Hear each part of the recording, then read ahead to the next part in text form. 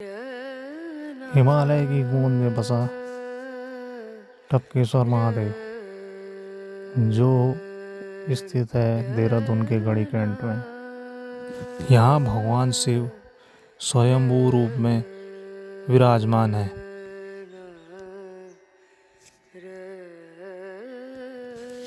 सामने माता वैष्णो देवी मंदिर है। महाभारत काल में गुरु द्रोणाचार्य ने इसी गुफा में तपस्या की थी, जिससे प्रसन्न होकर भगवान महादेव ने उन्हें अस्त्र शस्त्र का ज्ञान दिया। अश्वत्थामा का जन्म इसी गुफा में हुआ, जो महादेव के बाल रूप रुद्र के अवतार थे। जब अश्वत्थामा पैदा हुए तब उनकी माता दूध पिलाने में असमर्थ थी। तब गुरु द्रोण ने भगवान शिव से प्रार्थना की।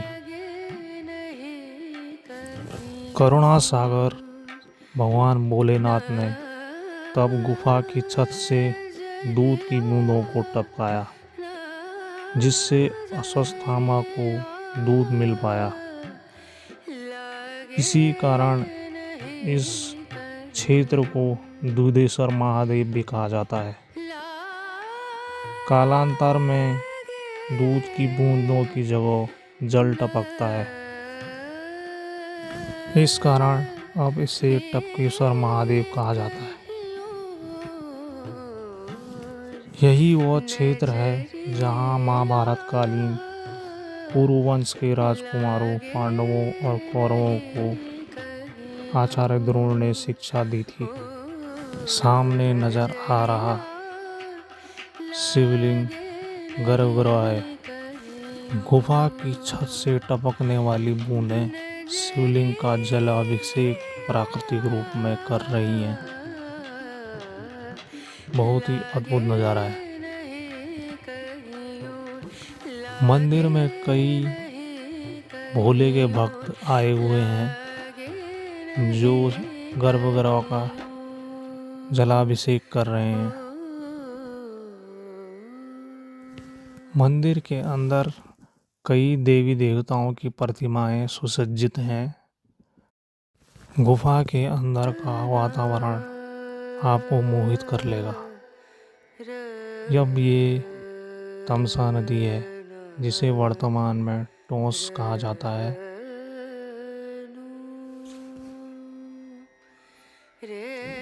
यह भगवान शिव का स्वयंभू रूप, जिसका जलाभिषेक स्वयं मंदिर की छत से टपकता जल कर रहा है।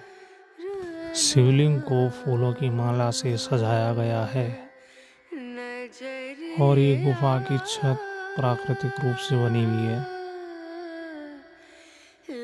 यह अश्वत्थामा की मूर्ति है। भगवान शिव पूरी परिवार के साथ विराजमान है।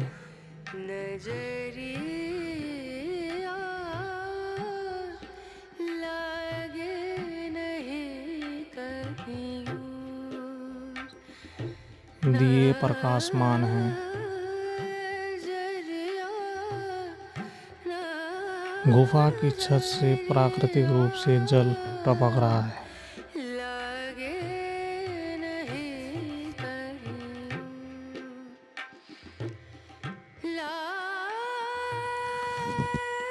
अब मैं मंदिर प्रांगण से बाहर आ चुका हूँ। यह अश्वत्थामा गेट सामने दिखाई दे रहा है।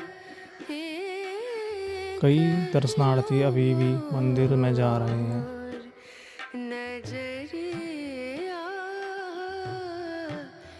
अब सामने गुरु द्रोण द्वार है।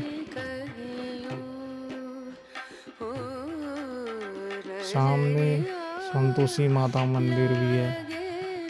अब हम तमसा नदी के उस पार जाकर वहाँ भी दर्शन करेंगे। अब सामने राम भक्त श्री हनुमान की विशाल प्रतिमा दिखाई दे रही है और साथ में ही माता वैष्णो देवी गुफा मंदिर भी है।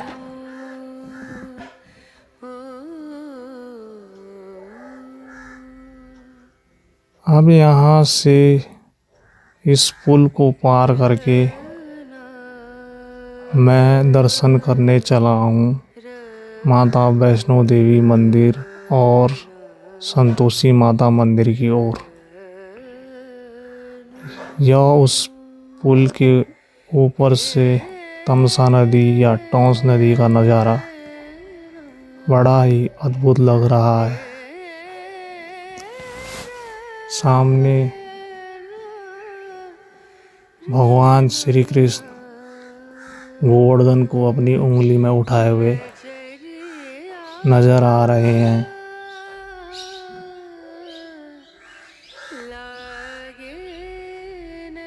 जय श्री कृष्णा, जय श्री कृष्णा, जय माता दी।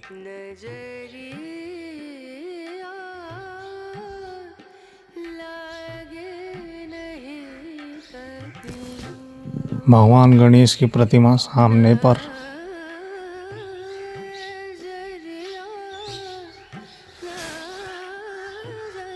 अब सामने पर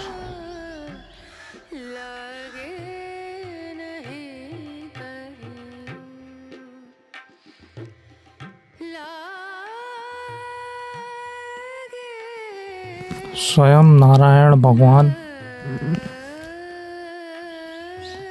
माता लक्ष्मी के साथ शेषनाग की सैया पर विराजमान। यहाँ सामने पर भगवान श्री राम माता सीता लक्ष्मण के साथ और साथ ही वीर हनुमान बजरंगबली। यह मार्ग माता वैष्णो देवी गुफा मार्ग है। यहीं से आप केव के अंदर माता वैष्णो देवी के दर्शन कर सकते हैं। चलो दर्शन करें।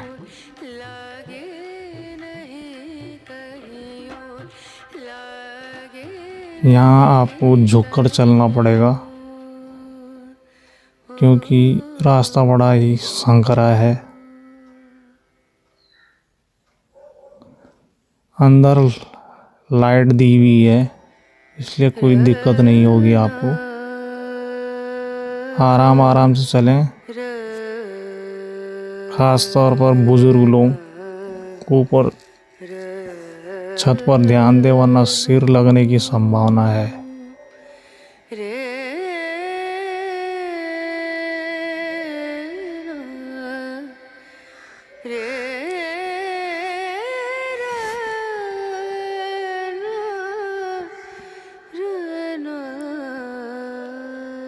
जो लोग कटरा माता वैष्णो देवी मंदिर नहीं जा सकते हैं वह देहरादून में ही टपकेश्वर मंदिर में माता वैष्णो देवी के दर्शन कर सकते हैं। बोलो वैष्णो माता की जय। सामने 3 पिंडियां भी सुशोभित हैं जो माता सरस्वती, माता लक्ष्मी और माता माँ काली के रूप को दर्शाती है। अब यहाँ से आप मंदिर द्वार से एग्जिट ले सकते हैं। बाहर आते ही आपको बजरंगबली की विशाल प्रतिमा दिखेगी। फिर यहाँ से आप माता संतोषी माता के मंदिर जा सकते हैं। मंदिर के अंदर माता संतोषी की प्रतिमा स्थापित है।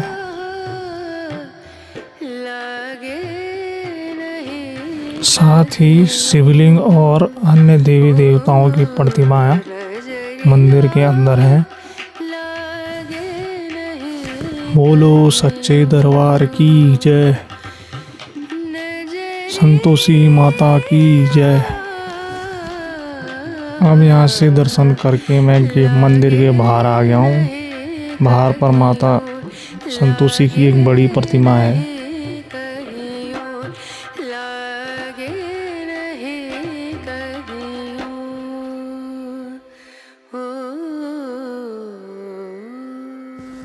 आप टपकेश्वर महादेव का सफर यहीं समाप्त करते हैं।